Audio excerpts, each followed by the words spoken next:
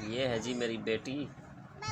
मैंने इसको दिए 10 रुपए कि आप ना दराज में रख के आओ। दुकानदार तो बन के बैठ गई है।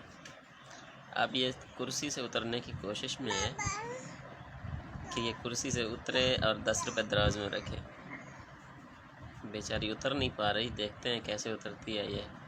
मुझे बुला रही है, मैंने कहा खुद ही करो भाई अपना काम।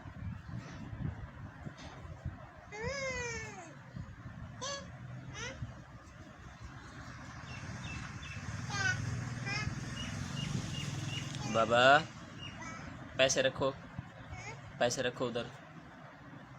हाँ नीचे नीचे वाले में, हाँ इसमें रखो पैसे। हाँ नीचे उतर के रखो पैसे। पैसे रखो जल्दी, पैसे रखो,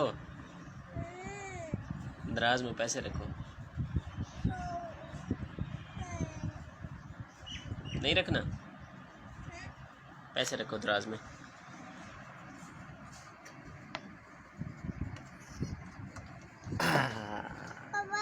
बाबा हाँ अब पैसे रखो।